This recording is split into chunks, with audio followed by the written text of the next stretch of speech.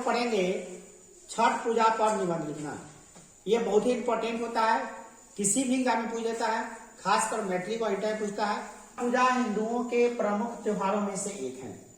हिंदुओं के ऐसे बहुत सारे पर्व होते हैं, छठ पूजा उसमें से महत्वपूर्ण त्योहारों में से, प्रमुख त्योहारों में से एक है।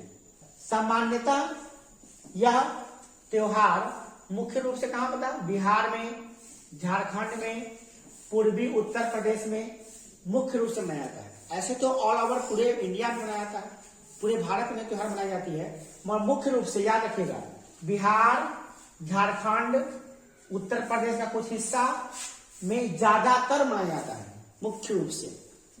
अब तो दिल्ली मुंबई में भी मनाया जाता है, दिल्ली मुंबई कोलकाता, इंडिया के किसी भी कोना में जाइएगा तो छठ पर्व मनाई जाती है, मगर ज्यादा धूमधाम से इन जगहों पे मनाया जाता है, ठीक है ना।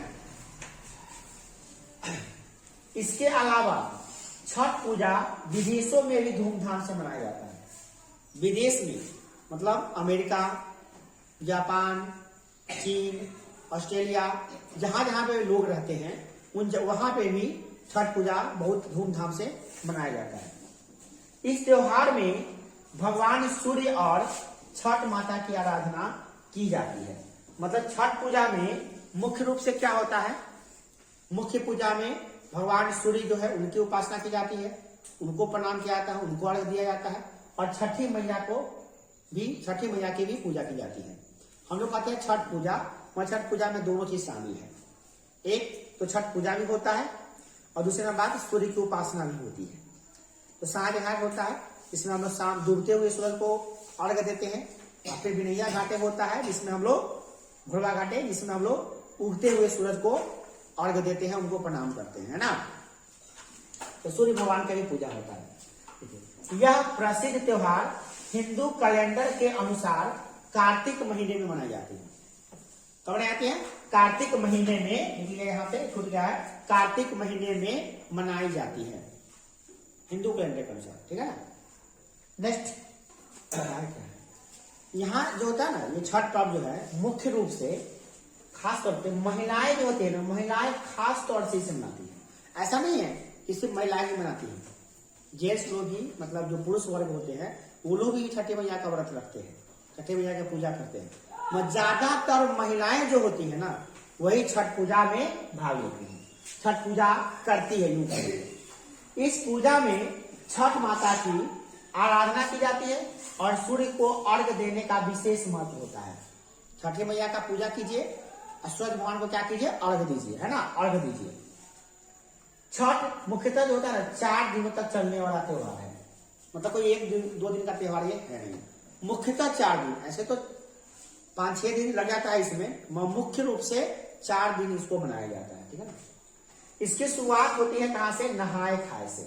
सबसे पहला दिन क्या होता है? नहाए खाए। इसमें क्या होते हैं? इस दिन गंगा के पवित्र जल से स्नान करके खाना बनाया जाता है। इस दिन चने की दाल, लौकी की सब्जी और रोटी का सेवन किया जाता है। ऐसे चने की दाल होती है, कहीं कहीं पे अरहर की दाल जो होता है लहरी का दाल बनता है, कहीं कहीं पे चना की दाल बनता है, कद्दू की सब्जी बनती है, रोटी होती है, रोटी हो गया, और चना का दाल तो देख लीजिए, और ये सब बना के मतलब खीर पूरी भी बनता है। तो इसमें क्या होता है? इससे क्या इसकी शुरुआत होती है। जो व्रत करने वाली महिलाएं होती है उनका सेवन करती है, खाना खाती है। इसमें खाने में नमक का प्रयोग नहीं किया जाता, नमक उस दिन नहीं खाती है, ठीक है ना, नमक उस दिन नहीं होता। दूसरे दिन को खरना के नाम से जाना जाता है। दूसरा दिन को खरना कहते हैं। खरना के दिन क्या करते हैं? व्रत करने वाले जो लोग होते हैं, जो महिलाएं होती है या जो भी पुरुष वर्ग हैं जो व्रत करने वाले हैं, वो खरना के दिन क्या करते हैं? प्रसाद बनाते हैं। और प्रसाद में मुख्य रूप से क्या रखते हैं? वो खीर। प्रसाद में मुख्य रूप से खीर में चीनी के जगह पे गुड़ यानी कि मीठा का प्रयोग किया जाता है। चीनी वाला खीर मतलब भगवान को नहीं चढ़ता है, तो मीठा वाला खीर चढ़ता है, मीठा का बनता है। शाम को पूजा किया जाता है। पूजा करने के बाद प्रसाद को ग्रहण करते हैं। जो भी महिलाएं पूजा करती हैं वो, घर के जो बच्चे हैं सब लोग प्रसाद ग्रहण करते हैं, खाते हैं। उसके बाद प्रसाद खाने के बाद निर्जला व्रत शुरू होता है। मतलब उसके बाद वही दिन खाएगी, खरना का दिन वही खैले खैले और डायरेक्ट पारण के दिन, मतलब क्या, बिनैया भोरवा घाटे के दिन खा सकती है। उसमें निर्जला व्रत शुरू हो जाएगा, मतलब आप पानी भी नहीं पीना है। जो व्रत करेगी वो पानी भी नहीं पिएगी अब उसके बाद से। तीसरे दिन नदी के किनारे या तालाब के किनारे छठ माता की पूजा की जाती है। पूजा के बाद डूबते हुए सूरज, जिस संज्ञा घाटे कहते हैं, तीसरे का दिन, पहला दिन तो हो गया आपका क्या, नहाए खाए, दूसरा का दिन हो गया खरना, और तीसरा दिन हो गया क्या आपका संज्ञा घाटे। संज्ञा घाटे के दिन क्या करते हैं, नदी या तालाब के किनारे जाकर घाट बना हुआ रहता है, बनाते हैं हम लोग। उस घाट में क्या करते हैं, घाट पे जाकर छठी मैया की पूजा करते हैं, और जो सूरज डूब रहा होता है उनको अर्घ देते हैं, उनकी पूजा करते हैं। सूर्य को गाय के दूध और जल से अर्घ दिया जाता है। ज्यादातर लोग पानी से भी अर्घ देते हैं, कुछ लोग गाय के दूध से भी अर्घ देते हैं, है ना। इसके साथ क्या होता है बताते हैं, ठीक है ना। तो शाम वाला घाट हो गया।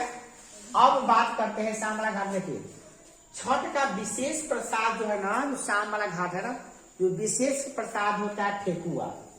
ठेकुआ का सार है ना, इसका आहार जो हम तो खाजा बन जाता है ना, खाजा वाला मिठाई, वो 3 गो प्रसाद मेन है इनका। सबसे मेन प्रसाद है ठेकुआ, है ना। इसके साथ साथ हाँ ठेकुआ है, और फल भी खिलाता है, जितने रंग का फल होता है, मिठाइयाँ होती है, वो भी खिलाता है।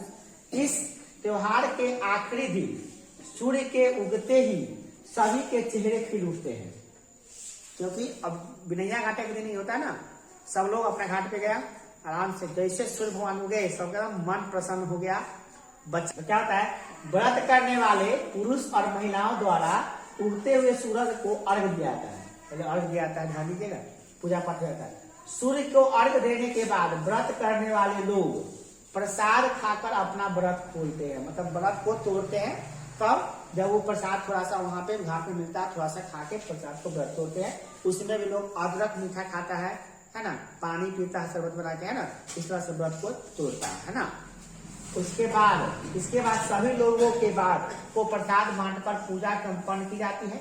सब एक दूसरे को प्रसाद लेन करते हैं, प्रसाद देते हैं। छठ का व्रत किसी कठिन तपस्या से कम नहीं होता है, कठिन तपस्या की तरह लोग उसको मनाते हैं, बड़ी पवित्रता के साथ मनाते हैं। खत्म होता है सब प्रसाद से टूट पड़ता है, ऐसे टूटता है जैसे कि छोटा भाई लेके कहीं भाग जाए, बड़का भाई पहले हपले रहता है, डाला लाभता ही उतारता ही बस, तो वहीं से शुरू। हाँ, बहुत पूरा एकदम टूट पड़ता है पूरा की। जब लास्ट में कुछ नहीं बचा तो नारियल छील, सबसे लास्ट में नारियल छीलेगा, छीलने का नहीं तो गागा नींबू भी मार देता है, फिर ये की क्या। छठ पर्व पति और संतान की दीर्घायु के लिए क्या आता है। छठ पर्व जो होता है ना, ये महिलाएं करती है, चाहे लगी तो अपना पति के उम्र के लिए, अपने संतान के उम्र के लिए, ताकि लंबा समय तक जीवित रहे, उसको कुछ ना हो, सब कुछ अच्छा रहे, ठीक ठाक रहे, इसीलिए छठी मैया का व्रत किया जाता है। मान्यताओं के अनुसार सच्चे मन से छठ व्रत करने पर सारी मनोकामनाएं पूर्ण होती है। ऐसी मान्यता है, जो भी व्यक्ति छठी मैया का दिल से, मन से पूजा करते हैं, तो उनका छठी मैया जितना भी मनोकामना होता है, मन में जितना कामना होता है, सब मनोकामना पूरी कर देती है। कौन? छठी मैया, है ना। ऐसी मान्यता है कि छठ पर्व पर व्रत रखने वाली महिलाओं को पुत्र की प्राप्ति होती है, और जिन महिलाओं को पुत्र नहीं होता है, ऐसी विशेष कृपा होती है कि छठी मैया का व्रत करने से उनको पुत्र की प्राप्ति भी होती है, उनको मतलब ये भी होता है, समझना ना। महिलाओं के साथ पुरुष भी अपने कार्य की सफलता और मनचाहे फल की प्राप्ति के लिए इस व्रत को करते हैं। उस पुरुष लोग भी सोचते हैं कि हमारी जो इच्छाएं हैं, जो हमारी मनोकामनाएं हैं, जो हमारी इच्छा है, मन के बात है, वो पूरा हो जाए, इसके लिए भी पुरुष लोग भी मन चाहा फल के लिए इस व्रत को करते हैं, और पूरी निष्ठा से, पूरी श्रद्धा से करते हैं। ऐसा नहीं कि छठ पर्व ऐसे नहीं किया जाता, छठ पर्व बड़ी निष्ठा से किया जाता है, बड़ी एकाग्रता से किया जाता है। छठी मैया बहुत दयालु है, अगर मान गई ना तो सारा बात पूरा हो जाएगा आपका। अब बड़ी मतलब ये होते हैं, छठी मैया का व्रत में तो उल्टा पुल्टा नहीं होना चाहिए, अच्छा से ध्यान से किया जाता है ना। छठी मैया मतलब क्रोधित हो जाती तो लोग कहता है ना, छठी मैया क्रोधित हो जाता तो फिर दिक्कत हो जाएगा, इसलिए छठी मैया का मतलब अच्छा से मनाने का बात होता है ना।